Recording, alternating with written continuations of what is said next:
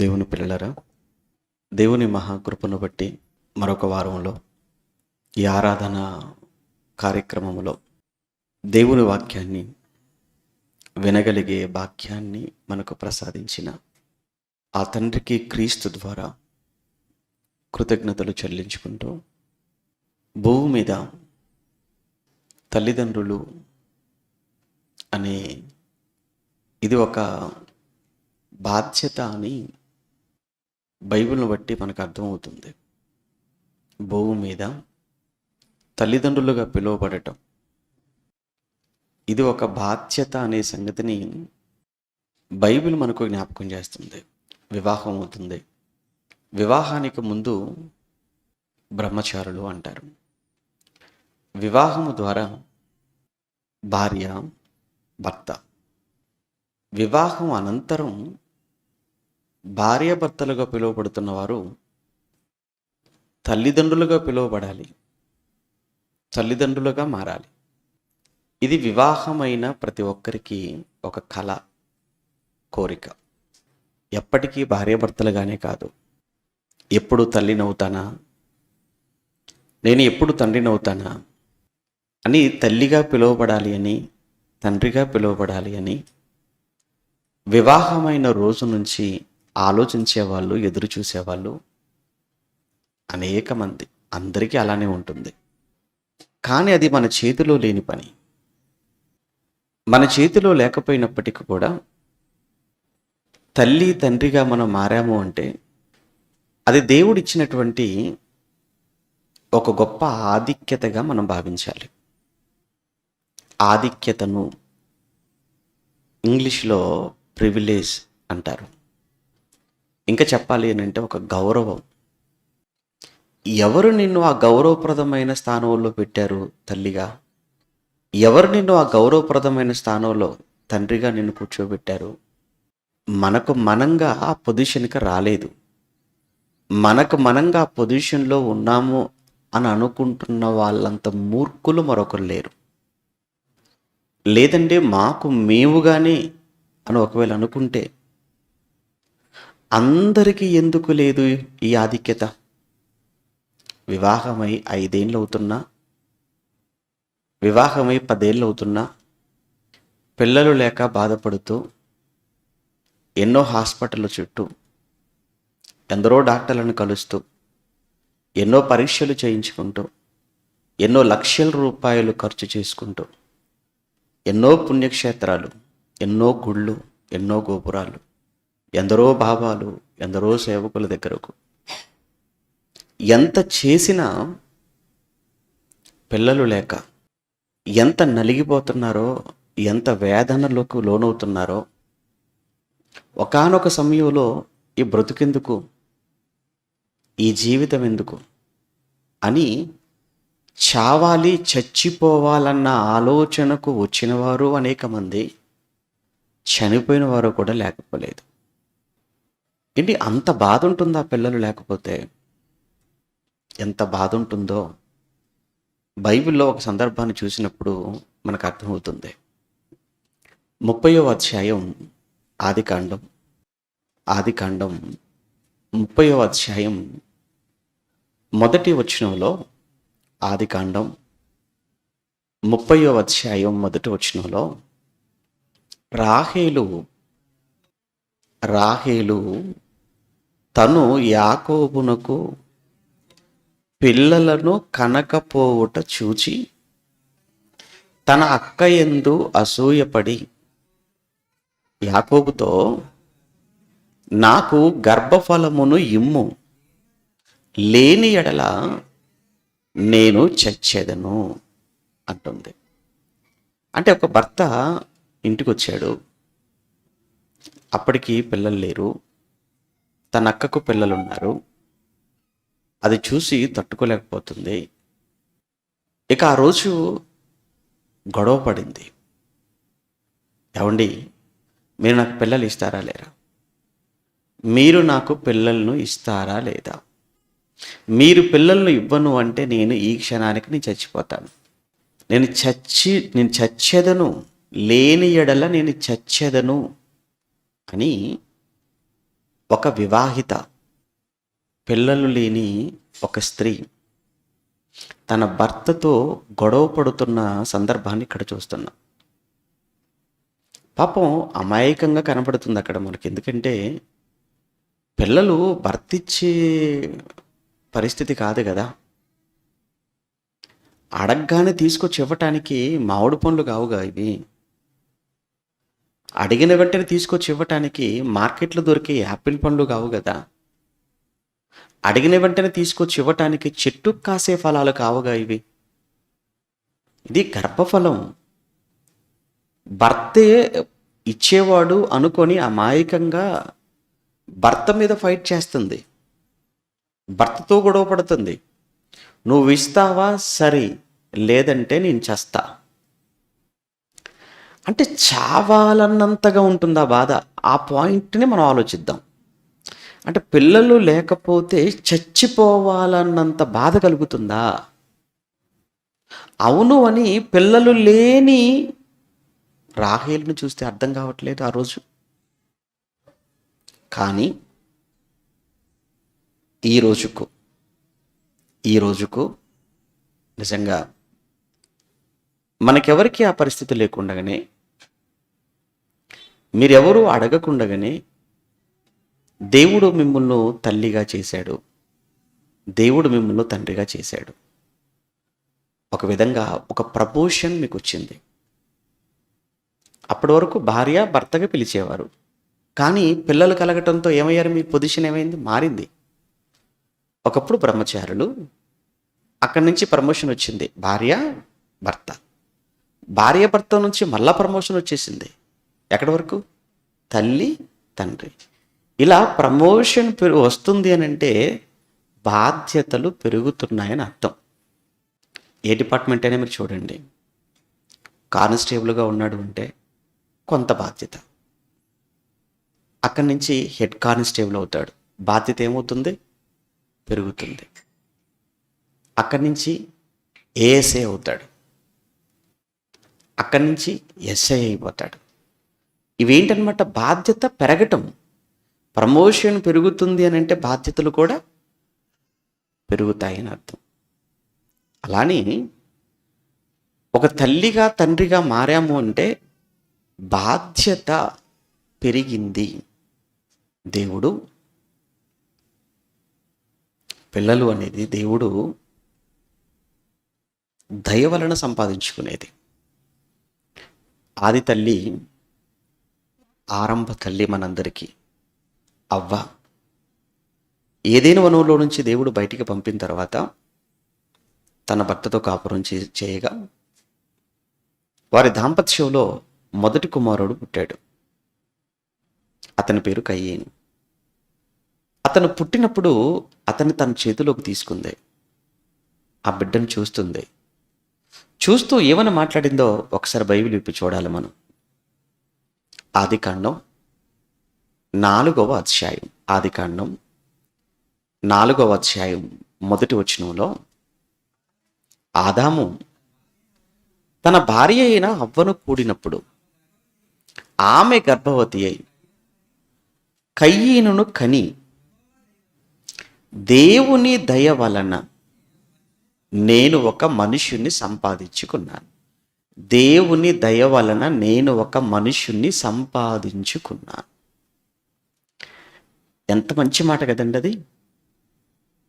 ఏమండి, ఇక్కడ కూర్చున్న తల్లులందరూ ఒక్కసారి మిమ్మల్ని మీరు ప్రశ్నించుకోండి. మీరు తల్లిగా మారిన రోజు, మీరు తల్లి అయిన రోజు, మీరు బిడ్డను కన్న రోజున మీరు ఈ మాట అనగలిగారా? అన్నారు. ఏమని? మొత్తానికి మా ఆయన వలన, డాక్టర్ గారి దయ వలన, పురుడు పోసిన పలానా వారి వలన నేను ఒక బిడ్డను సంపాదించుకున్నాను. దేవుడు ఎగిరిపోయాడు. దేవుడు ఎగిరిపోయి భర్త వచ్చేసాడు. దేవుడు పోయాడు, డాక్టర్ వచ్చేసాడు. దేవుడు పోయాడు, పోసిన వాళ్ళు వచ్చేసారు. కానీ ఈవిడ అలా అనలేదు. చూసారా? మొట్టమొదటగా దేవుని దయ వలన నేను ఒక మనుషుణ్ణి సంపాదించుకున్నాను అంటే మనమందరము కూడా తల్లిగా తండ్రిగా మారాము అంటే ఇది దేవుని దయ. మరలా చెప్తున్నాను, మీరు తల్లిగా పిలువబడుతున్న ప్రతి క్షణం, తండ్రి అని, నాన్న అని, డాడీ అని మన పిల్లలు మనల్ని పిలుస్తున్న ప్రతి క్షణం మనం జ్ఞాపకం చేసుకోవాల్సింది దేవుణ్ణి. ఆ దేవుడు నాకు ఈ బిడ్డనివ్వకపోతే, ఆ దేవుడు నాకు ఈ కూతురునివ్వకపోతే, నన్ను తల్లి అని పిలిచే యోగ్యత నాకు ఉండేది కాదే. నన్ను తండ్రి అని పిలవడానికి ఎవరుండేవాళ్ళు? కనుక నువ్వు ఈరోజు ఒక తల్లిగా తండ్రిగా పిలువబడుతున్నావు అంటే అది దేవుని దయ అనే విషయాన్ని అనుక్షణం మీరు జ్ఞాపకం చేసుకోవాలన్న ఉద్దేశంతో చెబుతున్నాను. మొదటి విషయం, దేవుని దయ వలన పిల్లలు కలుగుతారు. ఇక రెండో విషయం ఏంటంటే, పిల్లలను దేవుడు మనకు ఆస్తిగా ఇస్తున్నాడట. పిల్లలను దేవుడు మనకు సంపద. మనమేం చేస్తున్నామంటే పిల్లలే సంపద అన్న సంగతి మర్చిపోయి పిల్లల కొరకు సంపదను సమకూర్చుకునే పనిలో మనం ఉండిపోతున్నాం. మనంత వెర్రి వాళ్ళు ఇంకెవరు లేరేమో. పిల్లలే మనకు ఆస్తి, పిల్లలే మనకు సంపదగా దేవుడు మనకిస్తుంటే, దేవుడు సంపదగా ఇచ్చిన పిల్లలను ప్రక్కన పెట్టి వీరి కొరకు ఏదో సంపాదించాలన్న ఆలోచనలో పిల్లలను ఎక్కడో నిర్లక్ష్యం చేస్తున్నామా? ఇటు పిల్లలంటే సంపదనా అండి? అవును. పశువులనే ఏమంటారు తెలుసా? పశు సంపద. ఏంటి పశువులు కలిగి ఉండటం సంపద అటండి? ఎంత విడ్డూరం అండి! పశువులు మూగజీవాలు పశువులను కలిగి ఉండటం సంపద అయినప్పుడు పిల్లలను కలిగి ఉండటం ఏంటి? ఇది కాదా సంపద? ఎంతండి మన పిల్లల కాస్ట్ ఎంతంటే మీరు ఏమైనా చెప్పగలరా? మీ పిల్లల కాస్ట్ ఎంతో? మీ పిల్లల ఖరీదు చెప్పగలరు? ఇక్కడ కూర్చున్న మీరు ఎవరైనా మా పిల్లవాడి ఖరీదు ఇంత అని మీరు చెప్పగలరు ఎవరైనా? మరి అటువంటప్పుడు ఎంత ఆస్తిపరులు మీరు! పిల్లలను కలిగిన వారు ఎంత ఆస్తికర్తలు! ఒకప్పుడు లేయా, ఇవ రాహేలే కదా, అక్క లేయా తన దాసి జిల్పా కుమారుని కన్నది. కనగానే ఆ కుమారుడిని చూసి, ఆ తర్వాత కన్న కుమారులను చూసి వాళ్ళందరిని చుట్టూ కూర్చోబెట్టుకొని తను ఎలా ఫీల్ అయిందో తెలుసా? 30వ అధ్యాయం, అదే ఆదికాండం 30వ అధ్యాయం, అదే ఆదికాండం 30వ అధ్యాయం 12వ వచనం. అదే ఆదికాండం 30వ అధ్యాయం 12వ వచనమే కదా, 12. లేయా దాసి అయిన జిల్పా యాకోబునకు 2వ కుమారుని కనగా, లేయా నేను భాగ్యవంతురాలను, స్త్రీలు నన్ను భాగ్యవతి అందురు కదా. నేను భాగ్యవంతురాలను, నేను భాగ్యవంతురాలను. ఎప్పుడంది ఈ మాట? ఎప్పుడంది ఈ మాట? ఇల్లు కట్టుకున్నప్పుడు అందా? ఉద్యోగం వచ్చింది కనుక అన్నదా? బంగారం కొనుక్కొని మెడలు వేసుకొని మాట్లాడుతుందా? లేదా కారు కొనుక్కొని అన్నదా? కారు కొని, బంగారం కొని, ఇల్లు కట్టుకొని, భూములు సంపాదించుకున్నందుకు కాదు ఈ మాట అన్నది. నేను ఒక కుమారుణ్ణి కన్నాను. ఇటు కుమారుణ్ణి కనటం తను ఎలా ఫీల్ అయిందంటే, భాగ్యవతిని నేను. ఏమండి, ఈ మాటలు వింటున్నప్పుడు, చదువుతున్నప్పుడు చాలా ఆశ్చర్యం కలుగుతుంది. ఆ రోజుల్లో వాళ్ళు చూడండి ఎలా ఉన్నారో, ఎంత మంచి మాటలు మాట్లాడుతున్నారో. భాగ్యవతి, నేను భాగ్యవతిని, నేను భాగ్యవంతురాలను. ఏముందమ్మా? పిల్లలున్నారు కదా.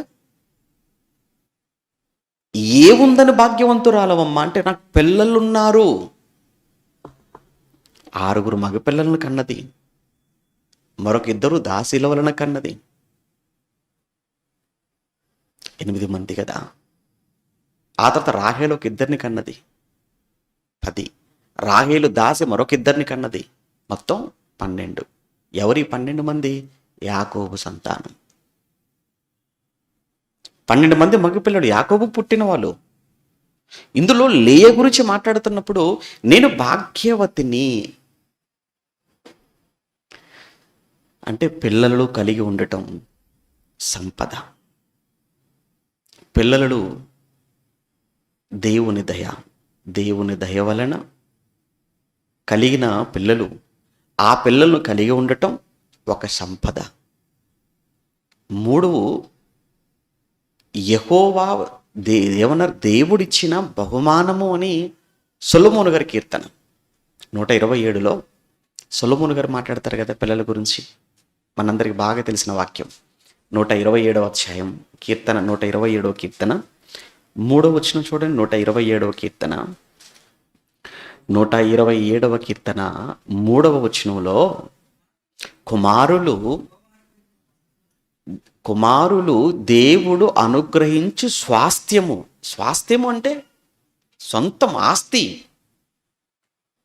కుమారులు దేవుడు ఇచ్చే స్వాస్థ్యం, దేవుడిచ్చే సంపద అని వెంటనే గర్భఫలము ఆయన ఇచ్చు బహుమానమే. గర్భఫలము దేవుడు ఇచ్చు బహుమానమే. బహుమానము కాదు, బహుమానమే. అంటే దేవుడు బహుమానమే పిల్లలట. ఏమండి, పిల్లలను దేవుడు బహుమానంగా భావించే వాళ్ళు ఎంతమంది? పిల్లలకు ఎవరో బహుమానం తెస్తే వాళ్ళు గొప్ప అనుకుంటాం. అప్పుడప్పుడు చూడండి, 6వ నెలప్పుడో పుట్టినరోజుకో కార్యక్రమాలు చేసినప్పుడు బంధువులు, దగ్గరగా ఉన్న బంధువులు వేల కొంగరాలు, మెడలో గొలుసు, కాళ్ళకేవో పట్టీలు, ఇంకా ఏవో తీసుకొస్తే వాళ్ళని ఎంత పొగుడుతుంటారు, వాళ్ళని ఎంత జ్ఞాపకం పెట్టుకుంటారు, వాళ్ళ కోసం ఎంతమందికి చెప్తుంటారు. అవన్నీ దేవుడిచ్చిన బహుమానానికి వచ్చిన బహుమానాలు.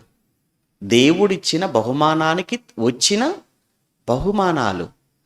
ఆ బహుమానాల ఈ బహుమానమా? ఏదయ్యా బహుమానం? ఏదయ్యా విలువైన బహుమానం? దేవుడిచ్చిన బహుమానం కదా విలువైనది. దేవుడిచ్చిన విలువైన బహుమానానికి ఎవరో ఏదో ఒక డ్రెస్ తీసుకొస్తే పొంగిపోతున్నావే. అసలు దేవుడు ఈ బహుమానం ఇవ్వకపోతే ఆ డ్రెస్ ఎక్కడిది?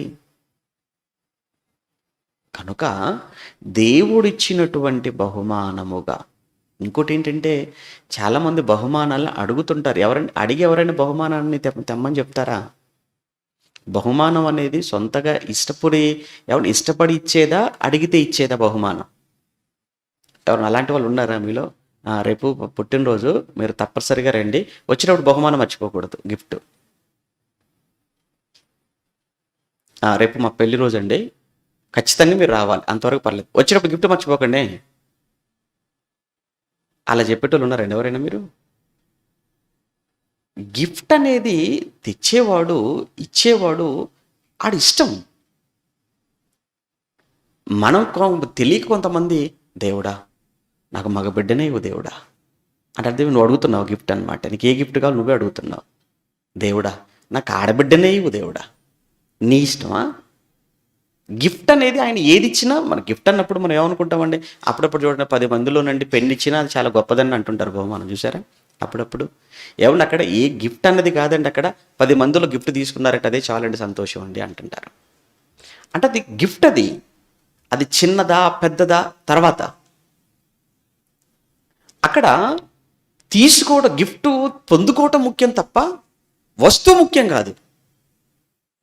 అటప్పుడు మనం గిఫ్ట్లు ఇచ్చాం, కొంతమందిని మర్చిపోవటం కాదు, కానీ ముందుగా బయట నుంచి వచ్చిన వాళ్ళు ఎవరైతే ఉన్నారో వేరే ప్రాంతాల నుంచి, అప్పటికప్పుడు వాళ్ళు గుర్తు రాగానే మన వాళ్ళ కొంతమందికి కట్ చేసి, మన వాళ్ళ అవసరమైతే వచ్చేవారమైనా ఇవ్వచ్చు, మన దగ్గరే ఉంటారు కదా అని కొంతమందికి ఆపి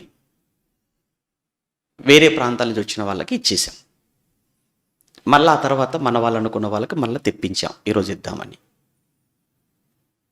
అలా అని ఇచ్చిన గిఫ్ట్ ఏదైతే ఉందో అది ఆ రోజు చెప్పాం, మీరు పడిన కష్టానికి కాదు గిఫ్ట్.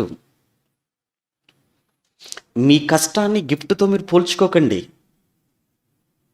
మీరు పడిన శ్రమతో మీకు ఇచ్చినటువంటి బహుమానాన్ని అస్సలు మీరు పోల్చుకోకూడదు. చాలా చిన్నది, ఏదో గుర్తుగా ఇస్తున్నాం అంతే, ఇది అంతే తప్ప మీ కష్టానికి తగింది కాదు ఇది అన్నాం. కానీ ఇక్కడ ఏంటంటే, గిఫ్ట్ పొందుకోవటం ముఖ్యం తప్ప అక్కడ వస్తువు కాదు ముఖ్యం.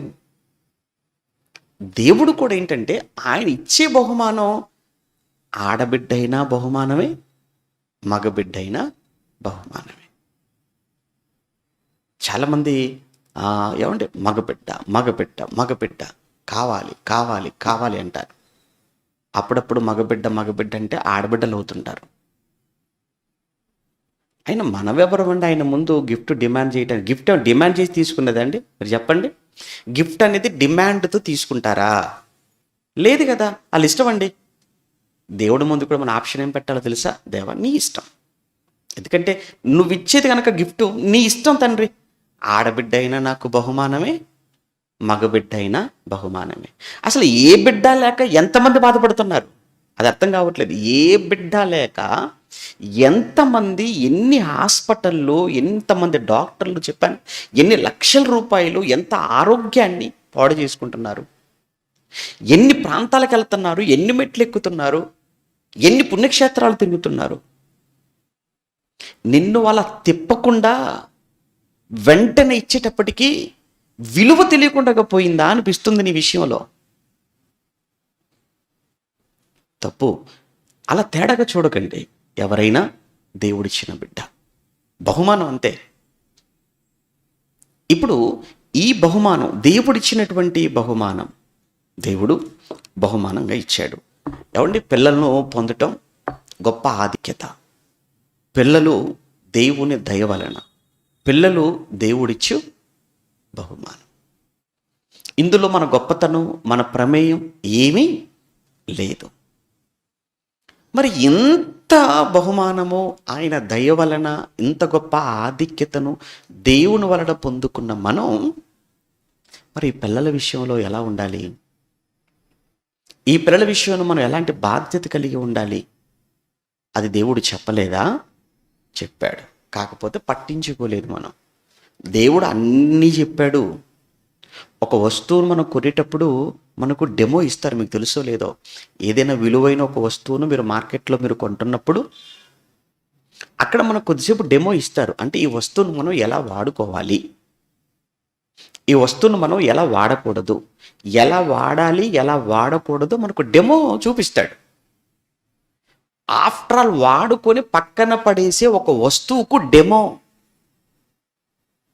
అటువంటప్పుడు దేవుడు దయ వలన బహుమానంగా పొందుకొని సంపద అని చెప్పి దేవుడిచ్చిన ఈ పిల్లల విషయంలో దేవుడు చెప్పకుండా ఎందుకుంటాడు చెప్పండి? చెప్పాడండి. మన బాధ్యత దేవుడు చెప్పాడు. కానీ మనమేమైపోయామనంటే తెలిసి కొంతమంది, తెలియక కొందరు. తెలిసి నిర్లక్ష్యం చేసేవాళ్ళు కొందరైతే, తెలియక ఆ నిర్లక్ష్య పెడుతున్నవారు మరికొంతమంది.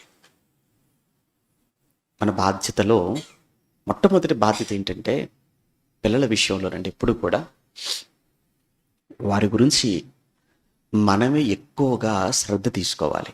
మన పిల్లల విషయంలో మనమే ఎక్కువగా శ్రద్ధ తీసుకోవాలి. ఏ విధమైన శ్రద్ధ అంటే అందులో మొట్టమొదటిగా మన పిల్లలందరి గురించి మనమే ఎక్కువగా ప్రార్థనలో ఉండాలి. చాలామంది ఏమంటారు అంటే వెళ్ళిన చోట్ల మా పిల్లల కోసం ప్రార్థన చేయండి అని చెప్తుంటారు. తప్పు కాదు. కానీ ఒక తల్లిగా, తండ్రిగా మీకంటే ఎక్కువ భారం కలిగి, బాధ్యత కలిగి ఎవరు చేస్తారు? మీకు అర్థమైందా? మీరు అడగటం తప్పు కాదు. కానీ మీ మీ మీకంటే, మీ పిల్లల విషయంలో మీకంటే అంత శ్రద్ధ, అంత బాధ్యత కలిగి ఎవరు ప్రార్థన చేస్తారు? ఒక్కసారి మీరు ఆలోచించండి. ఆ చేయండి అన్నప్పుడు ఏమంటారు అని అంటే అలాగే అలాగే అంటారు. అలాగే అంటారు. ఏమంటారు? దేవా ఏమంటే ఆ కుమారుని, ఆ కుమార్తెను దీవించు, లేదా ఎంతమంది అయితే చేయమన్నారో వాళ్ళందరినీ మీరు జ్ఞాపకం. ఒక మాటలో చేసేస్తాం ఎవరైనా. అంతకు మించి మీకులాగా పర్టికులర్గా ప్రత్యేకంగా మీ పిల్లల విషయంలో శ్రద్ధ కలిగి ఎవరు? మీకే లేనప్పుడు, మీరే చేయలేనప్పుడు మీ పిల్లల విషయంలో బయట వాళ్ళు ఎందుకు చేస్తారు? కొంచెం మీరు ఆలోచించాలి. ఒకటి అంటే మీరు మీ పిల్లల విషయంలో ప్రార్థించే ఒక తల్లిగా ఉండాలి, ప్రార్థించే తండ్రిగా ఉండాలి. చరిత్రలోనండి సూజన్నా వెస్లీ అని ఈరోజు జాన్ వెస్లీ అని పేరు కలిగిన వాళ్ళందరికీ కూడా ఈ సూజన్న వెస్లీ యొక్క కుమారుడి పేరే జాన్ వెస్లీ. ఆయన పేరే పెట్టుకున్నారు అందరూ. ఇంగ్లాండ్ దేశానికి చెందిన ఆయన. మెథడిస్ట్ సంఘాలు ఉన్నాయి చూసారా ఈరోజు, సిఐసి సంఘాలు, బ్యాప్టిస్ట్ సంఘాలలాగా, ఆర్సీఎం సంఘంలాగా మెథడిస్ట్ సంఘాలు ఉంటాయి. ఆ మెథడిస్ట్ సంఘాలకు ఆయనే వ్యవస్థాపకుడు జాన్ వెస్లీ. ఒక విధంగా చెప్పాలంటే ఇంగ్లాండ్ దేశం అనగానే మనం క్రైస్తవ దేశం అంటాం. కానీ ఇంగ్లాండ్ దేశాన్ని క్రైస్తవ దేశంగా మార్చడంలో కీలక పాత్ర పోషించినటువంటి వ్యక్తుల్లో ఒకతనే ఈ జాన్ వెస్లీ. ఈ జాన్ వెస్లీని కన్నటువంటి తల్లి సూజన్నా వెస్లీ. ఎంతమందికి జన్మనిచ్చిందో తెలుసా? సుమారు 14 మంది పిల్లలు. 14 మంది పిల్లలంటే అందులో 3-4 చనిపోయారు. 10 మంది పిల్లలు మిగిలితే ప్రతిరోజు 10 మంది పిల్లలను తన చుట్టూ కూర్చోబెట్టుకొని ఒక్కొక్కరి కోసం కనీసం ఒక 5 నిమిషాలు వారి తలల మీద చేతులు ఉంచి ప్రార్థన చేసేది. ఒక్కొక్కరి కోసం ఒక్కొక్క 5 నిమిషాలు ప్రార్థన చేయాలి అని అంటే 10 మంది పిల్లలంటే 50 నిమిషాలు. అంటే ఒక తల్లిగా పిల్లలకు ప్రార్థన విషయంలోనే రోజుకు 1 గంట. పిల్లలు ఎలా మాట్లాడాలి, పిల్లలు ఎలా ఉండాలి, కుటుంబంలో బయట ఎలా ఉండాలి అని కొన్ని కండిషన్స్, కొన్ని మంచి సూక్తులు, కొన్ని మంచి విషయాలు తను రాసుకొని వాటన్నిటినీ కూడా పిల్లల చేత అభ్యసింపచేసి ప్రాక్టీస్ చేయించేది. పిల్లలు ఉదయం లేవగానే ఖచ్చితంగా ప్రార్థన చేసుకోవాలి. పిల్లలు ఖచ్చితంగా వాక్యం చదువుకోవాలి పెద్ద పిల్లలైతే. ఆ తర్వాత పిల్లలు 10 మంది పిల్లలు కనుక మిగిలిన వారు ఆ 10 మంది పిల్లలు కూడా మిగతా పిల్లలతో మాట్లాడేటప్పుడు, సంబోధించేటప్పుడు, ఈరోజు కొంతమంది పిల్లల్ని చూస్తుంటామని ఎలా ఉంటారు అని అంటే అరే ఒరే అని పిలుస్తుంటారండి. అన్న, తమ్ముడు, చెల్లిని అలా పిలవకూడదు కదా. కొంతమంది పేరు పెట్టి పిలుస్తుంటారండి. అరే అని పిలిచినా తప్పే, పేరు పెట్టి పిలిచినా తప్పే. ఆ తల్లి ఆ పిల్లలకు నేర్పించిన విధానం ఏంటంటే పేరుకు ముందు అన్న అయితే అన్న, తమ్ముడైతే తమ్ముడు, చెల్లి అయితే చెల్లి. అలా తప్పనిసరిగా పేరుకు ముందు ఆ రిలేషన్ను ఖచ్చితంగా చెప్పాలి. ఇంట్లో పని వాళ్ళు ఉంటే ఒకవేళ పని వాళ్ళను చులకనగా చేయకూడదు. ఏదైనా పని చేయించుకోవాలనుకున్నప్పుడు దయచేసి అన్న పదాన్ని ఉపయోగించాలి. ఏమన్నా పని వాళ్ళు కదా, అది తీసుకురా, అక్కడ పెట్టు, ఇక్కడ రా, ఇలా కాదు. దయచేసి అమ్మ కొంచెం వస్తారా, దయచేసి అక్కడ నీళ్ళు ఉండే తీసుకొస్తారా, దయచేసి ఆ పని చేయగలరా అంటే దయచేసి అనేటువంటి ఒక పదాన్ని ఖచ్చితంగా పిల్లలకు చిన్నప్పటి నుంచి నేర్పించాలి. పేరుకు ముందు తప్పనిసరిగా ఆ బంధంతో పిలవాలి, రిలేషన్తో పిలవాలి. ఖచ్చితంగా ప్రార్థన చేయాలి, ఖచ్చితంగా వాక్యం చదువుకోవాలి అని కొన్ని ఫార్ములాస్ లేదా కొన్ని సూత్రాలు, కొన్ని నియమాలు ఒక తల్లిగా తానే రూపొందించుకొని నిజంగా ఆ పిల్లల పట్ల అంత శ్రద్ధ చూపబట్టి బిడ్డలందరూ ప్రయోజకులయ్యారు. అందులో ఇంగ్లాండ్ దేశాన్ని కుదిపేసిన, ఇంగ్లాండ్ దేశాన్ని నిజంగా దేవుని వాక్యముతో నింపిన ఒక గొప్ప రివైవల్ తీసుకొని వచ్చినటువంటి ఒక వ్యక్తిగా జాన్ వెస్లీని పెంచి పెద్ద చేసిన ఒక తల్లిగా ఈరోజు ఆవిడ కోసం అందరూ మాట్లాడుకుంటారు. సరే, ఇదంతా మనకు ఆఫ్ ద రికార్డ్ అంటారేమో, బైబిల్కి లేనిది కదా అంటారు. సరే, బైబిల్లోకి వచ్చామనుకోండి, ఆన్ రికార్డ్లోకి వచ్చామనుకోండి బైబిల్లోనికి. ఇందులో తిమోతిని కన్నా ఒక తల్లి ఉంది, ఆమె పేరు యూనికే.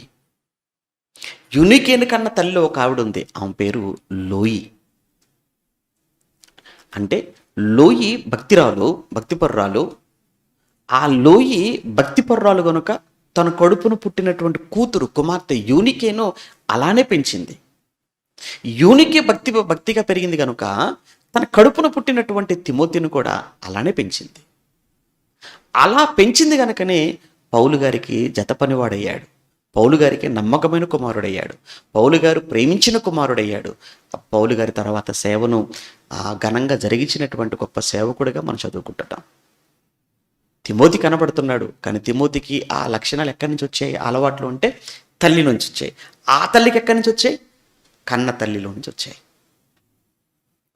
అంటే ఇక్కడ మనకి ఏమర్థం కావాలి, ఒక తల్లిగా ఎంత బాధ్యత. ఈరోజు ఏం చేస్తున్నారు, ఏమండి ఈరోజు సీరియళ్ళు, సినిమాలు,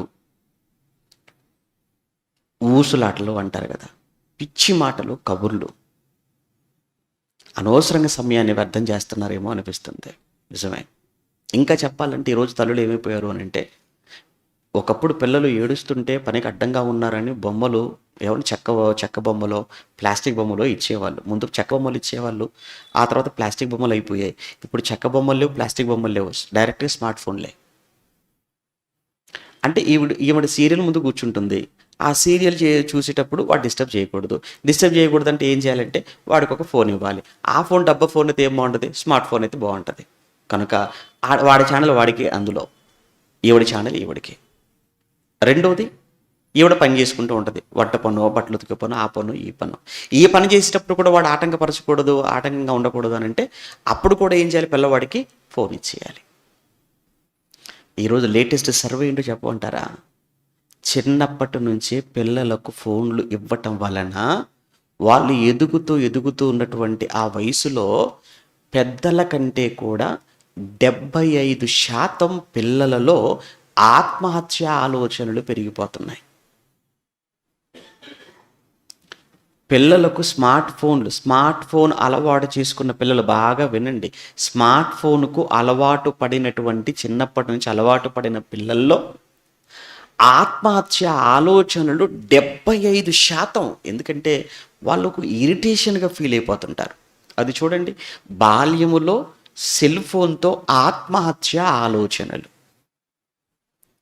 6 ఏళ్ల వయసులోనే చూసారు, 6 ఇయర్స్, 6 ఏళ్ల వయసులో స్మార్ట్ ఫోన్ అందుకున్న వారిలో టీనేజీలో 74 మందికి మానసిక సమస్యలు పెరిగాయి. ఆత్మహత్య ఆలోచనలు పెరగడం, దూకుడుగా వ్యవహరించడం లాంటి సమస్యలు ఎదుర్కొన్నట్లు వెల్లడైంది. ఇప్పుడు చెప్పండి, ఇది పిడుగులాంటి వార్త కదా మనకది? గుండెలో రాయి పడ్డట్టుగా లేదండి ఈ వార్త. అంటే ఏంటి, ఒకప్పుడు బయటకు వచ్చేవాడు ఏడుస్తుంటే చందమామను చూపించి చందమామ రావే, జాబిలి రావే అని పాట పాడుతూ నోట్లో ముద్ద పెట్టే తల్లి, ఇప్పుడు స్మార్ట్ ఫోన్ వచ్చింది, స్మార్ట్ ఫోన్ చేతికిచ్చింది, తల్లి పని తను చేసుకుంటుంది. దాని వలన పిల్లల్లో మానసిక సమస్యలు రోజు రోజుకు పెరిగిపోతున్నాయి. అది ఇప్పుడు మనకు అర్థం కాదు. ఒకరోజు వాడు పిచ్చివాడై తల గోడకేసి కొట్టుకొని, నేలకేసి కొట్టుకొని, పిచ్చి పిచ్చిగా అరిచి కేకలు పెట్టి, చెప్పిన మాట వినకుండగా తిరగబడి నీ మీదనే పడిపోయి నిన్ను కోరికి కొట్టి హాస్పిటల్కి వెళ్ళి, మా చేతిలో ఏమీ లేదండి, పిచ్చివాడుగా మారిపోయాడని మీ కొడుకు, సారీ అండి, తీసుకెళ్ళిపోండి. అప్పుడు నువ్వు కొట్టుకోవాలి ఇక నీ తల గోడకు, అప్పుడు నువ్వు కొట్టుకోవాలి ఇక నేలకు నీ తల. ఏమండి, మనకే మంచిది కాదు కదా పిల్లలకిస్తే? మనవికే మంచిది కాదు, పిల్లల పరిస్థితి ఏంటి? నీకు అర్థం కాలేదు బహుమానం విలువ. ఇది సంపద, ఆస్తి, దేవుని దయ, దేవుడిచ్చిన బహుమానం. దేవుడిచ్చిన బహుమానము, దేవుని దయ, దేవుని సంపద అన్న ఆలోచన నీకుంటే నువ్వెందుకు ఎలా చేస్తావు? నీ సంతోషం కోసం సీరియల్, నీ సంతోషం, పనికి మాలిన కబుర్లు, పనికి మాలిన ముచ్చట్లు, నీ ఆనందం కోసం, నీ సంతోషం, నీ ఆనందం, నీ సుఖం కోసం పిల్లలు ఎక్కడ అడ్డుగా ఉంటారేమో, వాళ్ళు అడ్డు రాకుండా వాళ్ళకు ఒక భయంకరమైన అణుబాంబు లాంటి ఫోన్ వాళ్ళ చేతిలో పెట్టి వాళ్ళని వదిలేస్తే ఆ క్షణం కోసం నువ్వు ఆలోచిస్తున్నావు తప్ప వాడు భవిష్యత్తు ఏంటన్న ఆలోచన మాత్రం లేకుండా పోయింది. ఏమండి, ఎక్కడ ఏ తల్లులు ఈరోజు కూర్చోబెట్టుకొని వాళ్ళ కోసం ప్రార్థన చేస్తున్నారు? మీరు ప్రార్థించే తల్లులుగా ఉన్నారా?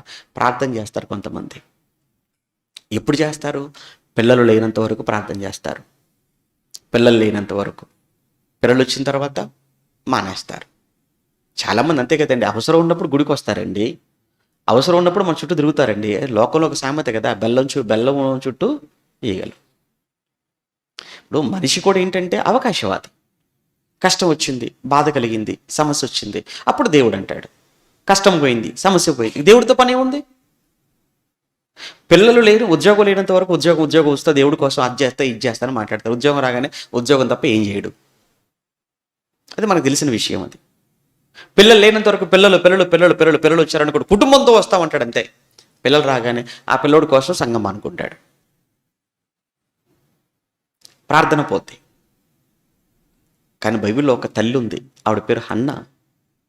మనందరికీ తెలుసు. ఆమెకు పిల్లలు లేరు ప్రారంభంలో, మీకు తెలుసు కదా, పిల్లలు లేరు.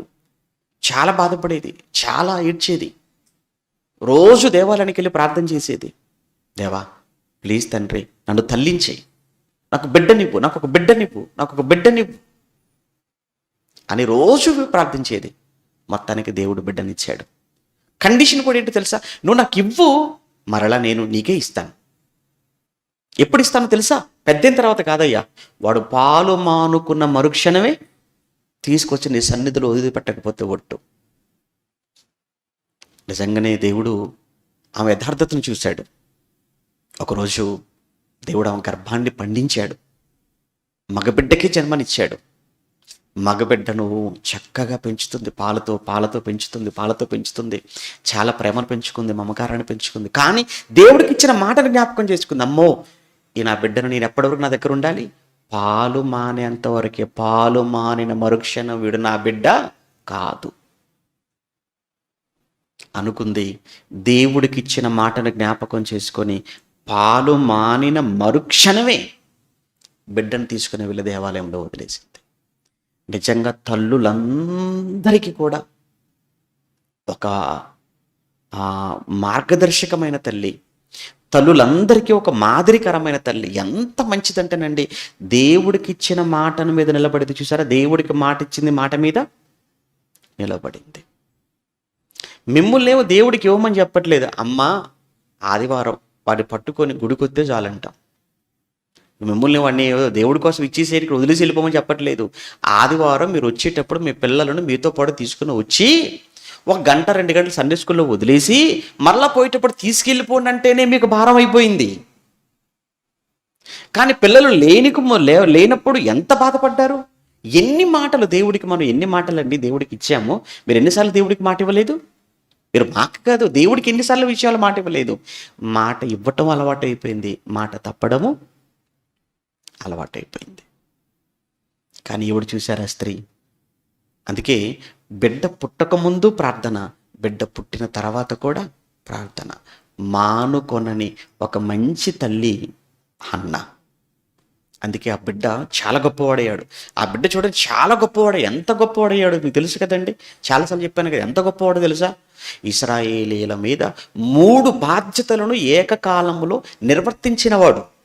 ఇశ్రాయేలులకు యాజకుడు ఎవరు అంటే ఆ బిడ్డే. ఎవరు ఆ బిడ్డ? సమూయేలు. న్యాయాధిపతి ఎవరు? ఆయనే సమూయేలు. ప్రవక్త ఎవరు? ఆయనే సమూయేలు. ఏంటి, ఒకవైపు ప్రవక్తగా, మరోవైపు న్యాయాధిపతిగా, మరోవైపు యాజకుడుగా ఏకకాలములో 3 బాధ్యతలను నిర్వర్తించిన ఒక గొప్ప వ్యక్తిగా సమూయేలు కనబడుతున్నాడు. సమూయేలును కన్న తల్లి హన్న దేవుడికి ఇచ్చిన మాట ప్రకారంగా తీసుకొచ్చి దేవాలయంలో వదిలేసింది. ఒక తల్లిగా తల్లులందరికీ ఒక పాఠం. తల్లులందరినీ కూడా ఆ తల్లి ప్రశ్నిస్తుంది. అమ్మా మీరేం మాట ఇవ్వలేదా దేవుడికి? ఎప్పుడు ఇస్తే నిలబెట్టుకోడు తల్లి అంటుంది ఆవిడ. మీ పిల్లల విషయంలో, మీ విషయంలో దేవుడికి మీరు ఏదైనా మాట ఇస్తే నిలబెట్టుకోండి అమ్మా. దేవుడి దగ్గర మాట తప్పకూడదమ్మా. మీరు మాట తప్పని తల్లిగా, మాట తప్పని స్త్రీలుగా మీరు ఉంటే మీరు కానీ మీ పిల్లలు కానీ చరిత్రలో నిలిచిపోతారమ్మా మాలాగా అని తల్లులందరికీ ఒక మంచి పాఠాన్ని, ఒక మంచి హెచ్చరికను అన్న ఇస్తుంది కదా. అనుకోండి అలా. ఏమండి, రెండో విషయం చెప్పమంటారా? మన పిల్లలకు మనమే మాదిరిగా ఉండాలి. మన పిల్లలకు మనమే మాదిరిగా ఉండాలి. పిల్లల కొరకు ప్రార్థించేవారుగా ఉండాలి. 1. 2, మన పిల్లలకు మనమే మాదిరి. ఏమంటే మన పిల్లలు ఎవరినో మాదిరిగా పెట్టుకుంటున్నారంటే అక్కడే మనకు అర్థం కావాలి మనం ఫెయిల్ అయిపోయామని. మళ్ళా చెప్తున్నాను, ఈ పాయింట్ బాగా మీరు ఆలోచించండి. మన పిల్లలు ఎవరినో మోడల్గా పెట్టుకుంటున్నారు అంటే, ఎవరినో రోల్ మోడల్గా పెట్టుకుంటున్నారు అని అంటే మన సంగతి ఏంటి? అంటే మనం సరిగా లేవన్నమాట. అయితే ఇంకా బాగా చెప్తాను వినండి. మనం ఏంటో అనేది మన పిల్లలకు బాగా తెలుసు. మీరేంటో మీరేంటో మనవేంటో అనేది మన పిల్లల కంటే ఎక్కువ ఎవ్వరికీ తెలియదు. మనం బయట వాళ్ళని మోసం చేయగలమండి. ఇక్కడికి వచ్చి మనం బయట తిరుగుతూ ఇంటింటికి వెళుతూ మనుషులు కలిసినప్పుడైనా సంఘానికి వచ్చినప్పుడైనా మనం అందరిని నమ్మించగలం. భక్తిపరులుగా యథార్థవంతులుగా మనం నమ్మించగలం అందరినీ. కాసేపు ఉండేవాళ్ళు కనుక వాళ్ళు నిజమే అనుకుంటారు, మోసపోతారు. అంటే మనం బయట వ్యక్తులను మనం నమ్మించి మోసగించటం చాలా సులువు. కానీ నీ పిల్లలను మాత్రం నువ్వు మోసం చేయలేవు. అమ్మా, మీ అమ్మ గురించి ఏంటి అని కూతురుని అడిగితే ఏం చెప్తుంది? కొడుకుని పిలిచి అరే ఏంట్రా మీ డాడీ ఏంటి అని అడిగితే వాడు ఏం చెప్తాడు? అది మీ ఒరిజినల్ క్యారెక్టర్. అది మన ఒరిజినల్ క్యారెక్టర్ అండి. ఏం చెప్తారు ఒకసారి ఆలోచించండి. మన పిల్లలు అంటే మన పిల్లలకు మనం మాదిరిగా ఉన్నామా? మన పిల్లలకు మన మాదిరిని చూపించగలుగుతున్నామా? మనం ప్రార్థన చేసుకోమండి, వాళ్ళని చేసుకోమంటామండి. ఇది ఎక్కడ న్యాయం అండి? మనం వాక్యం చదవమండి, వాళ్ళని చదువుకోమంటామండి. మనం వాక్యం వినమండి, వాళ్ళని వినమంటామండి. మనం ప్రార్థన చేసుకోకుండా వాళ్ళని చేసుకోమంటే వాడు బలవంతంగా చేసుకుంటాడు, ఇష్టంగా చేసుకోడు. మళ్ళీ చెప్తున్నాను, వాడు భయపడి చేసుకుంటాడు తప్ప వాడు భక్తితో చేసుకోడు. నువ్వు కూడా ఈ మోకాళ్ళై నువ్వు ప్రార్థన చేయి. అమ్మో, అమ్మ మోకాళ్ళు వేసింది, అమ్మ ప్రార్థన చేస్తుంది. నాన్న మోకాళ్ళు వేసాడు, నాన్న ప్రార్థన చేస్తున్నాడు, నేను చేయాలి. పిల్లలు బయటికి వెళ్ళినప్పుడు మా అమ్మ మా నాన్న రోజు మోకాళ్ళు వేసి ప్రార్థన చేసుకుంది, వాళ్ళు పడుకోరు తెలుసా, లేవగానే వాళ్ళు ప్రార్థన చేసుకుంటారు తెలుసా అని పిల్లలు మన కోసం చెబుతున్నప్పుడు ఎంత ఆనందం అనుకుంటున్నారు అది. ఏమన్నా మన పిల్లలకు మనమే మాదిరిగా ఉండాలి. కొంతమంది ఉంటారు పిల్లలతోనే తప్పుడు పనులు చేయించే తల్లులు, పిల్లల చేతనే తప్పుడు పనులు చేయించే తండ్రులు ఉంటారు. అరే ఆ కొట్టుకెళ్ళి సిగరెట్ తీసుకురాపో, లేరా సమాజంలో ఉన్నారు. పిల్లల చేత తెప్పించుకుంటాడండి వీడు. వాడు తెచ్చి ఏంటి నాన్న రోజు తీసుకురమ్మంటాడు, రోజు తాగుతాడు, ఏముంది ఇందులో? ఒకరోజు వాడు కూడా వస్తూనే ఓపెన్ చేస్తాడు, పక్కకి వెళ్ళిపోతాడు, వెలిగిస్తాడు, నోట్లో పెట్టుకుంటాడు కొంచెంగా. మరొకసారి మరలా తెస్తాడు, మరికొద్దిసేపు, మరొక రోజు మరొకసారి మళ్ళా నోట్లో పెట్టుకుంటాడు. వాడికి అలవాటు అయిపోయింది. పిల్లల చేతనే మద్యం బాటిల్ తెప్పించుకునేటువంటి తండ్రులు లేరా? ఉన్నారు.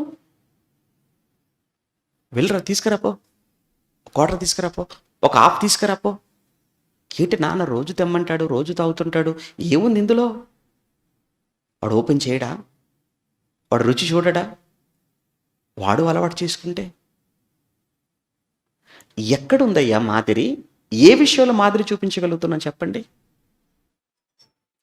దయచేసి తల్లిదండ్రులుగా దేవుడు మనకు ఒక ఆధిక్యతనిచ్చాడు అని చెప్తున్నాను. అందుకే తల్లిదండ్రులకు మన పిల్లలు దేవుడు మనకిచ్చినటువంటి సంపద.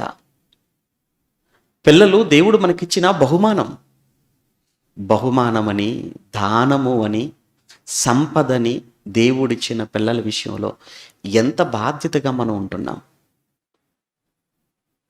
ప్రార్థించే తల్లులుగా ఉన్నారా? మాదిరికరమైన నన్ను అడుగుతారండి, నా కొడుకు అరే నీకెవర్రా ఇష్టం అంటే, ఎవడో హీరో పేరు చెప్తున్నాడు అని అంటే ఎంత బాధండి.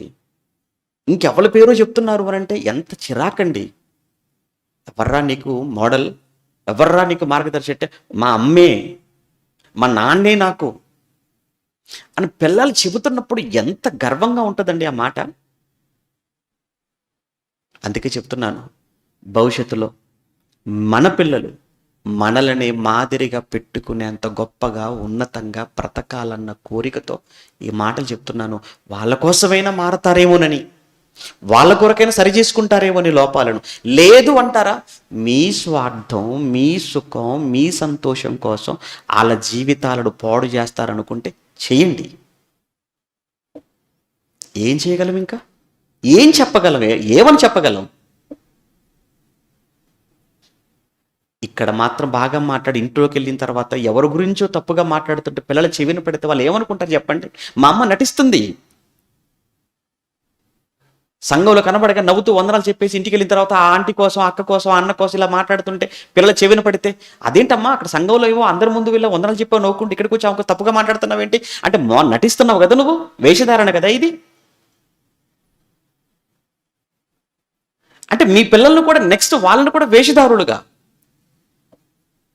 వారిని కూడా నటించేవారుగా మార్చేస్తున్నారా మీరు? భక్తిహీనులుగా మార్చేద్దాం అనుకుంటున్నారా? దేవుడు అందుకైనా ఇచ్చాడు, అందుకైనా తల్లి అనేటువంటి బాధ్యత నీకు ఇచ్చాడు, అందుకైనా తండ్రిగా దేవుడు నేను నిలబెట్టాడు. మాదిరండి, మనమే మన పిల్లలకు మాదిరిగా ఉండాలి. అలాంటి విధానంలో మనం పిల్లల్ని పెంచాలండి. కాబట్టి రెండవదిగా ఎఫెసీ పత్రిక 6వ అధ్యాయంలో మంచి మాట అంటాడు, తండ్రుల కోసం చెప్తుంటాడు. చూసారా ఒకసారి ఆ మాట చూస్తే, ఎన్నోసార్లు చదువుకున్నాం అయినా మరలో ఒకసారి. ఎఫెసీ పత్రిక 6వ అధ్యాయం 4వ వచనం.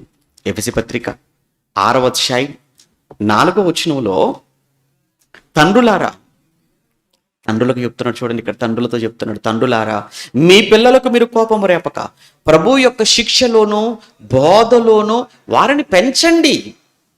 చాలామంది తండ్రులకు ఉన్నటువంటి ఒక తప్పుడు ఆలోచన ఏంటంటే, బాధ్యత అంతా కూడా ఇక ఆవిడదే అని పట్టించుకోకుండా తిరిగేస్తుంటారు. తప్పు. ఇక్కడ తండ్రులకి, స్పెసిఫిక్గా తండ్రులకి చెప్పాడు కదా, ఇక్కడ తండ్రులారా అని ప్రత్యేకంగా తండ్రులతోనే చెప్తున్నాడు. తండ్రులారా అన్నాడు, తండ్రులకే చెప్తున్నాడు. మీ పిల్లలకు కోపము రేపక అన్నాడు. అసలు పిల్లలకు మనం కోపం రేపటం ఏంటండి? మనం ఏమనుకుంటాం అంటే, వాళ్ళు కదంటే మా కోపం తెప్పిస్తారా మనం అనుకుంటాం. జనరల్గా మనం అనుకునేది ఏంటి? వాళ్ళు కదా మన కోపం తెప్పిస్తారు పిల్లలు, వాళ్ళు మన కోపం తెప్పిస్తారు, కానీ మనం ఎందుకు కోపం రప్పిస్తాం వాళ్ళకు అంటే? ఇక్కడ బైబిల్ ఏం తప్పు కాదు, బైబిల్ రైట్. అది మనమే ఎక్కడో పొరపాటు చేస్తున్నాం. మనం చేసే పొరపాటు ఎక్కడండి అని అంటారా? ఆలోచించండి ప్రాక్టికల్గా. మనం మన పిల్లల విషయంలో మనమే వాళ్ళ కోపం తెప్పిస్తుంటాం. ఎలా తెప్పిస్తుంటామని చెప్పంటారా? ఫస్ట్ ఒక ఎగ్జాంపుల్ చెప్తాను.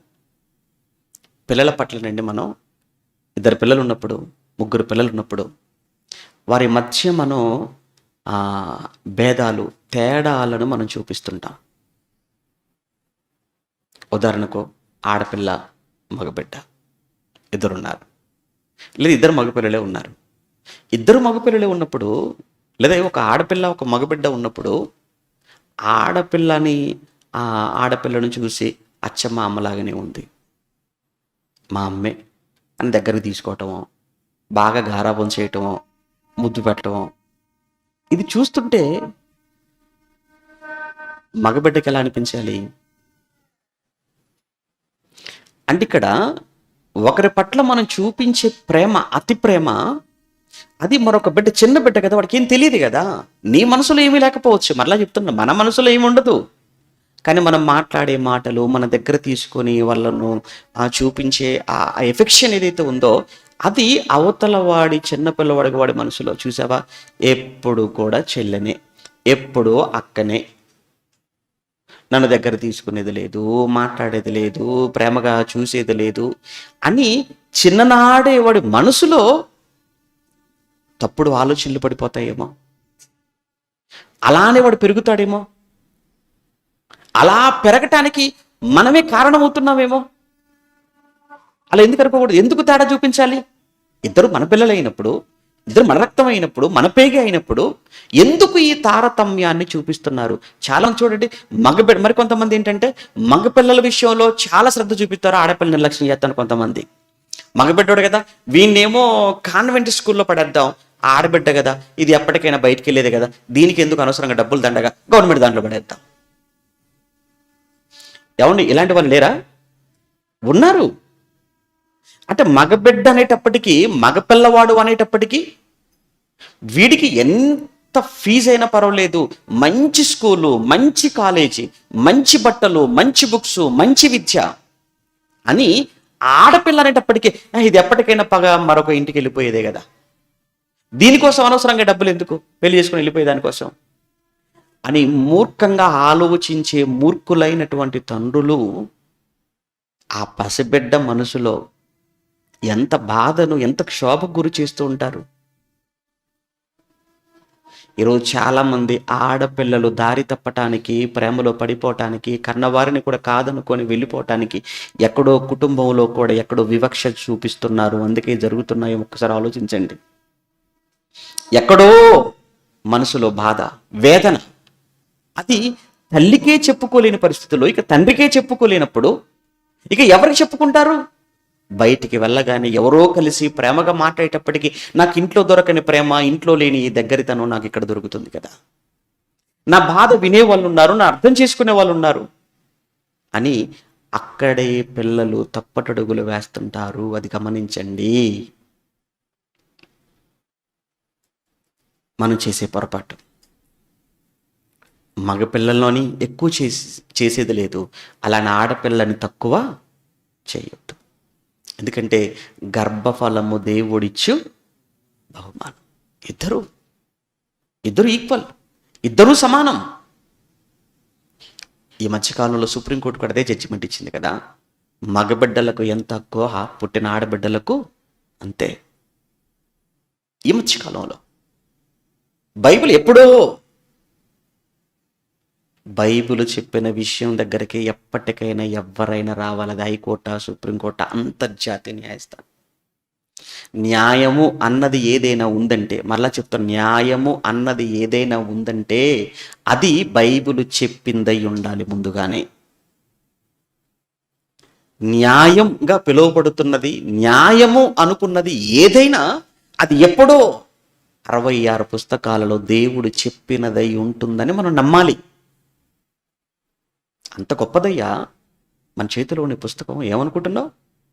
అందుకే ఇది విశ్వర చట్టం అంటున్నాం మనం. విశ్వ చట్టం, ప్రపంచ ప్రజలందరికీ దేవుడు విధించిన ఒక గొప్ప చట్టం ఇది. దయచేసి ఆ వివక్ష చూపించకూడదు అంటున్నాను. ఆడపిల్లలు మగపిల్లలు అన్న తారతమ్యం చూపించినప్పుడు పిల్లలకు కోపం కలగదు. ఓకేనా? ఇక్కడ ఏమన్నాడు?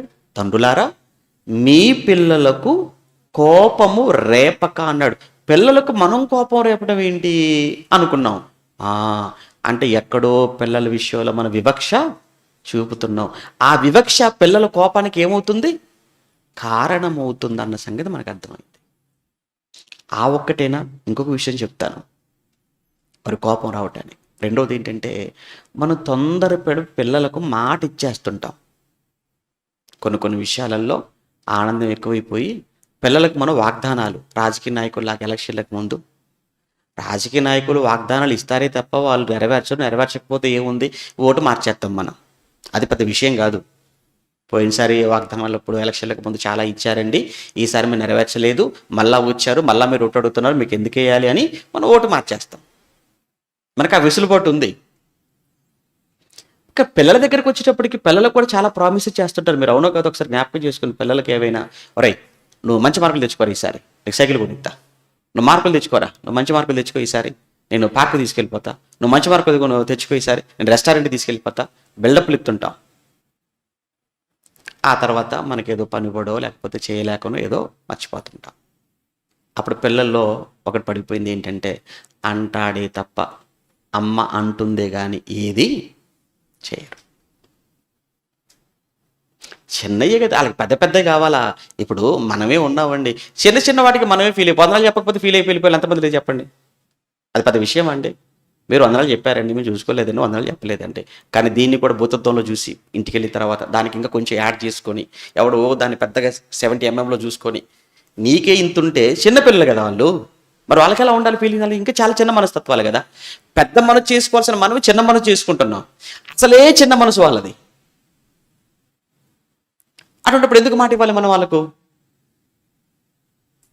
అంటే పిల్లల దగ్గర నువ్వు మాటిచ్చి తప్పుతున్నావు అని అంటే అక్కడ కూడా పిల్లలకు మన మీద ఒక నెగిటివ్, అలానే కోపం చెప్పరాళ్ళు, కానీ మనం అంటే కోపం లోపల ఉంటుంది.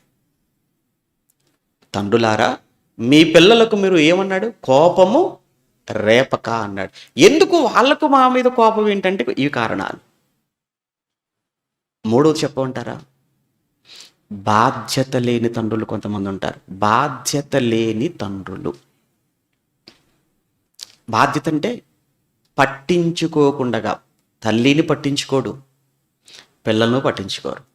తల్లిని పట్టించుకోకుండా, తండ్రిని పట్టించుకోకుండా ఆడి కడుపు వాడు చూసుకుంటూ తినేసి, తాగేసి, తిరిగేసి, సుఖాలకు మరిగిపోయి, ఇంట్లో ఉందో లేదో, పిల్లలు తిన్నారో లేదో, సరుకులు ఉన్నాయా లేవా, అద్దెంటి, బిల్లేంటి, పాలేంటి, ఇవేవి పట్టించుకోకుండా తన కడుపే తాను చూసుకునే, తన సుఖాన్ని తాను చూసుకునే తండ్రులు ఉన్నారా లేరా చెప్పండి సమాజంలో? అలాంటి తండ్రుల విషయంలో పిల్లలకు సంతోషం ఉంటుందా? అలాంటి తండ్రుల విషయంలో పిల్లలకు మంచి అభిప్రాయం ఉంటుందా? ప్రతిరోజు తాగి వచ్చేసి అమ్మతో గొడవ, మాతో గొడవ, రోజు అమ్మను నానా మాటలు, అనుమానం, కొట్టటం, తిట్టటం, బూతులు. ఏ రోజు అమ్మకు రూపాయి సహాయం చేసింది లేదు, ఏ రోజు ఇంటి అద్దె కట్టింది లేదు, తిన్నావా లేదని అడిగింది లేదు. ఉద్యోగం అంటాడు, రూపాయి ఇంటికి తీసుకురాడు, రోజు పనికి వెళ్తాడు, కష్టం తీసుకొచ్చి జీతం తీసుకొచ్చి ఇంట్లో ఇవ్వడం, తాగేసి వచ్చేస్తుంటాడు. ఇలాంటి తండ్రుల విషయంలో నిజంగా ఏ కుమారుడికి, ఏ కుమార్తెకు ప్రేమ ఉంటుంది మీరు చెప్పండి? అంటే బైబిల్లో రాయబడిన ఒక్కొక్క మాటను మనం ఇలా ఆలోచించాలని చెప్తున్నాను మీకు. తండ్రులారా, మీ పిల్లలకు కోపము రేపక అన్నాడు. అసలు మేము కోపం తెప్పించడం ఏంటండి? ఆడు కదండి మా కోపం తెప్పిస్తాడు అనుకున్నాం, నిజమే. కానీ మనం కూడా కోపం రప్పిస్తున్నాం. ఎలా రప్పిస్తున్నాం? ఇగో తేడా చూపిస్తున్నాం. ఆడపిల్లలు మగపిల్లలని తేడా చూపిస్తున్నాం మనం. రెండు అనవసరంగా లేనిపోనివన్నీ కూడా వాళ్ళకి అద్దెస్తాం, ఇది ఇస్తామని చెప్పి మాట్లాడి అవి మనం ఇవ్వలేకపోతున్నాం.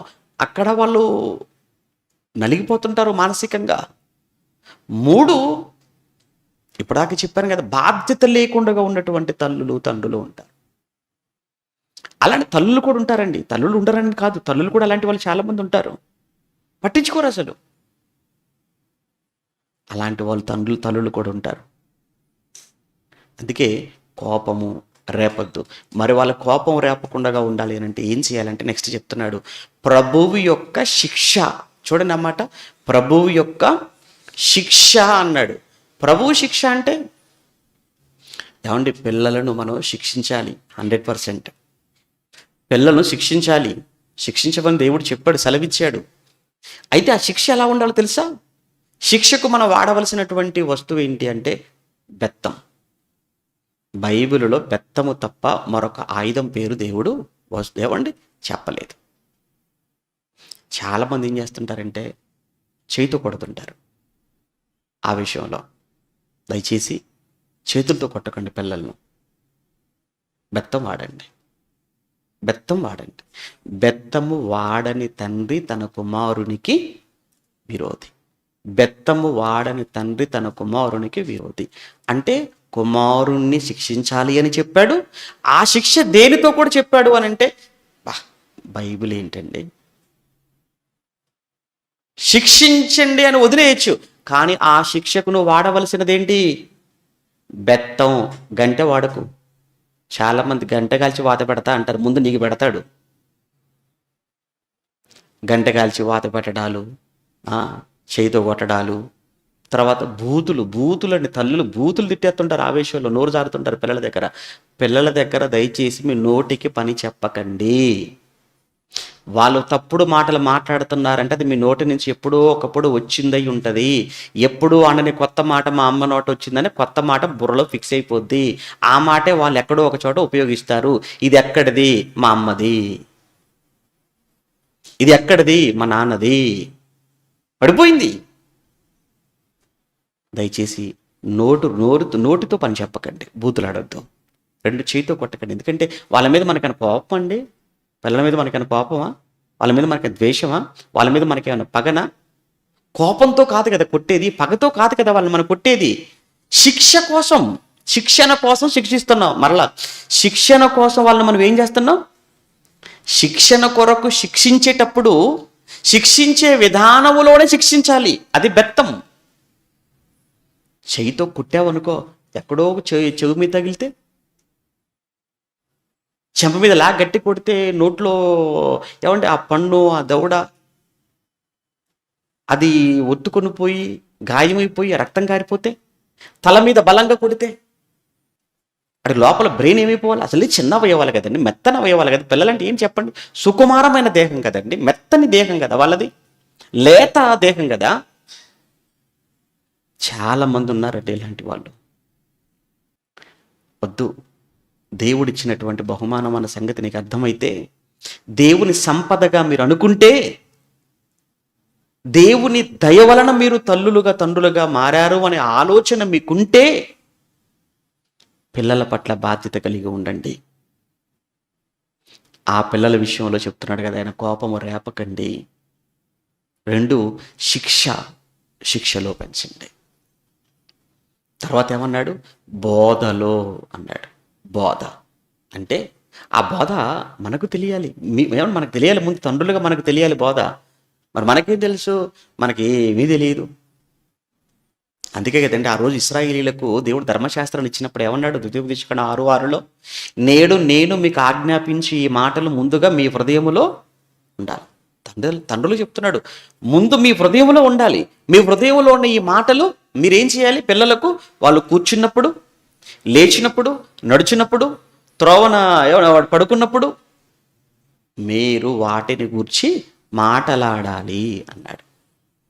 బోధ చెయ్యండి, పిల్లలకు వాక్యము నేర్పించండి.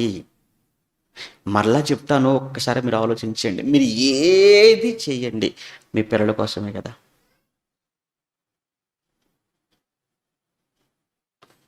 మీరు ఏది చేసినా మీ పిల్లలే కదా.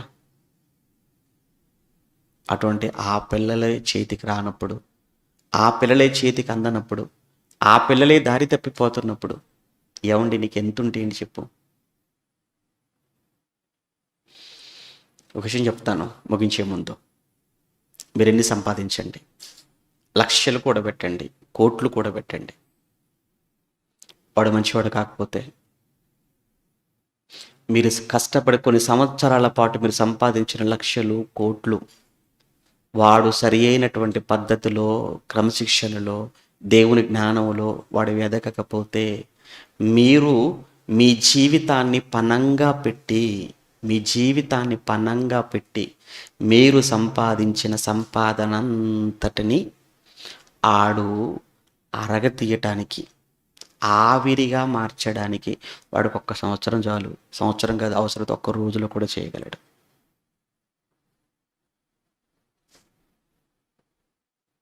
లేదు అనుకుంటే ఆస్తులు, అంతస్తులు, ఐశ్వర్యం కాదు, నా పిల్లల్ని మంచి వాళ్ళగా చేస్తాను, ప్రయోజకులుగా చేస్తాను అని మీ పిల్లల మీద మీరు దృష్టి పెట్టి వారిని మంచి జ్ఞానంలో, భక్తిలో మీరు పెంచగలిగితే వాడికి ఏం కావాలో వాడు సంపాదించుకోగలడు. వాడు సంపాదించుకుంటాడు, వాడు కూడబెట్టుకుంటాడు. అందులో నో డౌట్ ఎట్ ఆల్. వాడి క్యారెక్టర్ని మీరు బిల్డప్ చేస్తే, వాడి క్యారెక్టర్ని మీరు బిల్డప్ చేయండి. చిన్నప్పటి నుంచి దేవుడు చెప్పిన పద్ధతుల్లో పెంచి చూడండి. వాడు పెరిగి పెద్దవాడైన తర్వాత మీరు వాడికి ఇచ్చిన ఆస్తల్లో ఏంటంటే మంచి లక్షణాలే మీరు వాడికి ఇచ్చిన పెద్ద ఆస్తి. వెతుక్కుంటూ రావాలి వాడి కోసం. వాడి కాళ్ళ దగ్గరికి వచ్చి పడుతుంది ధనం, వాడి కాళ్ళ దగ్గరికి వచ్చి పడుతుంది ధనం. కానీ ఈరోజు మనం పిల్లల్ని వదిలేసాం, కాలికి వదిలేసాం. వాళ్ళని అలా వదిలేసి వాళ్ళ కోసం ఏదో చేయాలనుకుంటుంటే వాళ్ళు సరిగా ఎదగక, వాళ్ళు ఎదగాల్సిన పద్ధతులు వారు ఎదగనప్పుడు, అన్నీ సంపాదించేవాడు ముందు పెట్టేటప్పటికీ అంతటినీ 1 రోజులో హరించేస్తాడు. ఇది కాదండి. ఎందుకంటేనండి ఈ పాఠం చెప్పాలనుకున్నాను. మొన్న ఒక సంఘటన చాలా బాధేసింది. అస్సలు మామూలుగా కాదండి, చాలా బాధ కలిగింది. ఆ వార్త విన్నప్పుడల్లా, చదువుతున్నప్పుడల్లా, గుర్తొచ్చినప్పుడల్లా ఒక తండ్రి స్థానంలో ఉండి నేను ఆలోచించాను. అందుకే నాకు ఆ బాధ భరించలేకపోతున్నాను ఇప్పటికీ. 90 ఏళ్ల వయసున్న తండ్రి అండి. 90 ఏళ్ళు అంటే ఎంతండి? 90 ఏళ్ల వయసు అంటే అది చాలా పెద్ద వయసు కదా. 90 ఇయర్స్, 90 ఏళ్ల వయసు. మన తెలంగాణలో సిద్దిపేట జిల్లాలో, ఇది తెలంగాణ రాష్ట్రంలో సిద్దిపేట జిల్లాలో 90 సంవత్సరాల వయసున్నటువంటి ఒక తండ్రి, 4 కొడుకులు, 1 కూతురు. 90 ఏళ్ళు వచ్చాయి. ఈ నలుగురు కూర్చొని మాట్లాడుకుంటున్నారు, నాన్న ఎవరి దగ్గర ఉండాలి అని. అప్పుడు నలుగురు, నేను నా దగ్గరేమో ఎందుకు ఉండాలి, నన్నొక్కనే కాదు కదా కన్నది, నలుగురిని కన్నాడు, నేనొక్కడిని ఎందుకు పోషించాలి, నేనొక్కడిని ఎందుకు పెట్టాలి అని వీళ్ళు మాట్లాడుకొని విషయం పెద్దగా అయిపోయింది. పెద్ద మనుషుల దగ్గరికి వెళ్ళింది. పెద్ద మనుషులు తండ్రిని ఒకవైపు నిలవబెట్టారు, నలుగురు కొడుకులను ఒకవైపు నిలవబెట్టారు. పెద్ద మనుషులు పంచాయతీ చేస్తున్నారు. ఆ పంచాయతీలో ఫైనల్గా ఏం తేల్చారంటే, ఏమయ్యా వెంకటస్వామి, తండ్రి 90 ఏళ్ల వయసులో ఉన్నటువంటి వృద్ధుడు, ఏమయ్యా వెంకటస్వామి, నువ్వు నలుగురు కొడుకులు కన్నావు కనుక నలుగురు దగ్గర ఒక్కొక్క నెల చొప్పున వంతుల వారుగా నువ్వు వెళ్ళు. దానికి నలుగురు కొడుకులు అంగీకరించారు. తండ్రి మాత్రం మనసులో బాధపడుతున్నాడు. నన్ను పంచుకుంటున్నారా, నన్ను పంచుకుంటున్నారా, అంత భారం అయిపోయానా? నేను ఏ రోజు అలా అనుకోలేదు. నలుగురిని పెంచిన నేను, చిన్నప్పుడు నలుగురిని పెంచిన నేను, ఈరోజు నలుగురు కలిసి నన్ను పెంచలేకపోతున్నారా? నలుగురిని పెంచాను కదరా నేను. నలుగురిని ఒక్క చేయితో పెంచితే నలుగురు కలిసి నన్ను ఒక్కడిని పెంచలేక పెద్ద మనుషుల ముందుకు తీసుకెళ్ళి అక్కడ నిలవపెట్టి నన్ను పంచాయతీ చేసి నెలకొకరి దగ్గర ఉండాలి అని మీరు చేసిన ఈ పంచాయతీ నా మనసును చంపేసింది. పెద్దలకు ఉన్న సెంటిమెంట్ ఏంటో మీకు బాగా తెలిసిండే. ముసలి వాళ్ళకు, వృద్ధులకు ఉన్న సెంటిమెంట్ ఏంటంటే ఊరు వదిలిపెట్టి రారాళ్ళు. ఎక్కడికి వెళ్ళినా సాయంత్రం వరకు మళ్ళీ ఊరికి వెళ్ళిపోవాలరా, ఆ ఇంటికి వెళ్ళిపోవాలరా. ఆ ఇల్లు గుడిసైనా పర్వాలేదు, రేకులైనా పర్వాలేదు. ఎందుకంటే వాళ్ళకి ఆ ఊరి మీద, ఆ ఇంటి మీద ఉన్న మమకారం అలాంటిది. పుట్టిన ఊరిలో ఉన్నటువంటి కొడుకు, పెద్ద కొడుకు దగ్గర నెల అయిపోయింది. నెల అయిపోయిన తర్వాత పెద్ద కొడుకు అంటున్నాడు, నానా నెల అయిపోయింది, నానా నెల అయిపోయింది. ఎందుకంటున్నాడు అనమాట, నా వంతు అయిపోయింది. నానా నెల అయిపోయింది అంటున్నాడు, నా వంతు అయిపోయింది, ఇంకెప్పుడు బయలుదేరేది రెండో వాడి దగ్గరకు.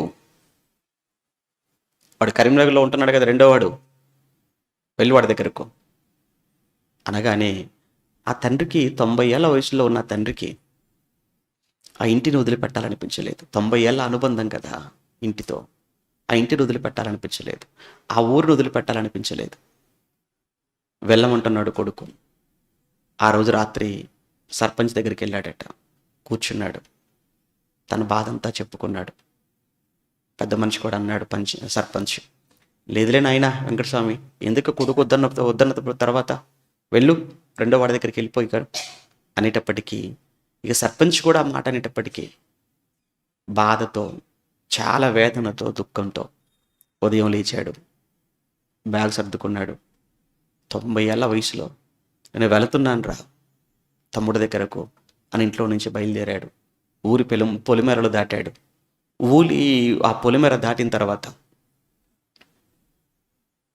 ఆ పొలాలు, చేలు మధ్యలోకి వచ్చి ఎందుకో మనసు అంగీకరించట్లేదు వెళ్ళడానికి. ఇటు వెనక్కి వెళ్ళిపోతేనేమో ఈ కొడుకు ఉండనిచ్చే పరిస్థితి లేదు. అలా అని ఊరు దాటి వెళ్ళలేను, ఇంకెందుకు అనుకొని చచ్చిపోదాం అనుకున్నాడు. అనుకొని తానే ఆ పొలాల మధ్య ఆ తాటి కమ్మలు, ఎండిపోయిన ఎండాకాలం కదా, తాటిపోయిన ఎండి కమ్మలన్నీ కూడా పడిపోతే ఆ ఎండిపోయిన ఆ తాటి కమ్మలన్నీ ఒక్కొక్కటి ఏరుకొని వచ్చి కుప్పగా పెట్టి నిప్పంటించేశాడు. ఆ మంటలో దూకిపోయాడు.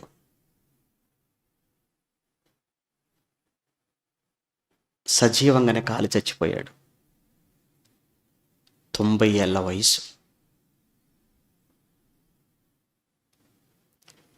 ఇది చూస్తుంటే, అది వింటుంటేనండి అసలు ఏంటి అనిపిస్తుంది కదా.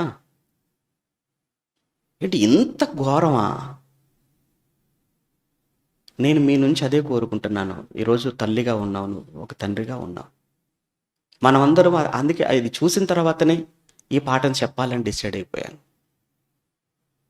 భవిష్యత్తులో ఒక తల్లిగా, ఒక తండ్రిగా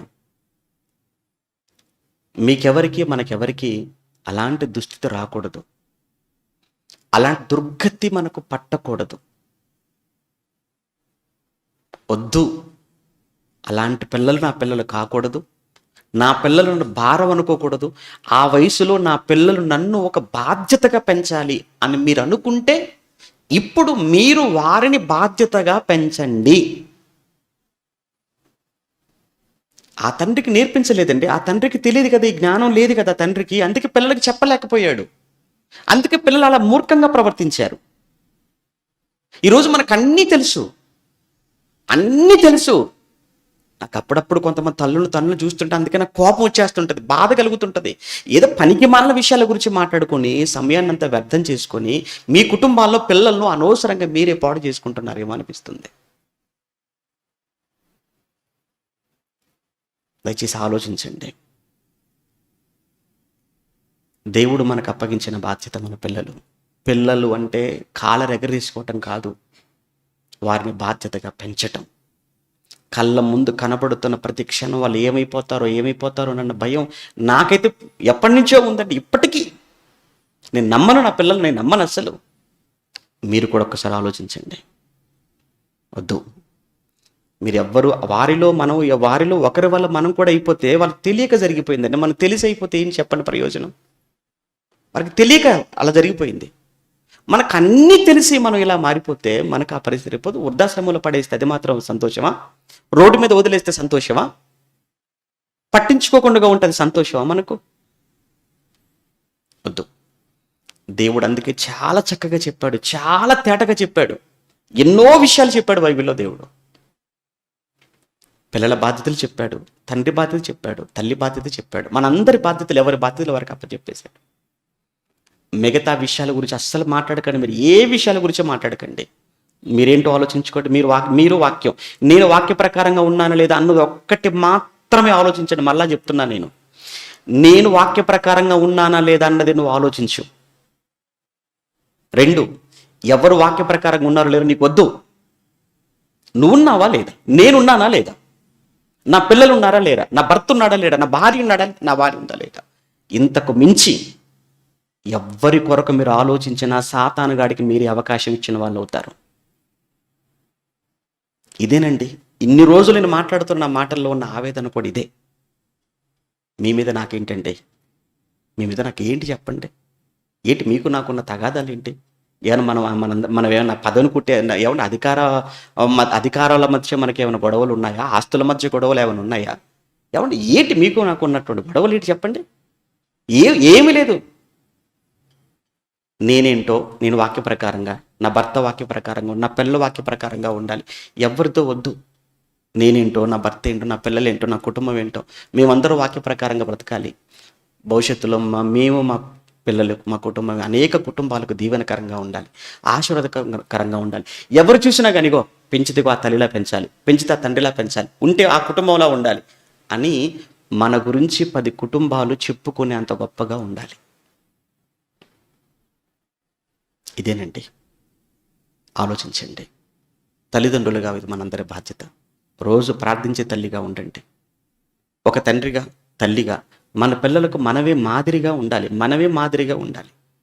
మన పిల్లలు మాట్లాడితే మన గురించి చెప్పుకోరు గొప్పగా, ఇగో మా నాన్న మంచి భక్తిపరుడు, మా నాన్న మంచి యథార్థవంతుడు అని మన పిల్లలు మన కోసం మన పిల్లలు ఇచ్చే సాక్ష్యం అది 100% రైట్ అండి. అది బయట వాళ్ళు ఇచ్చే సాక్ష్యం కాదు మన గురించి.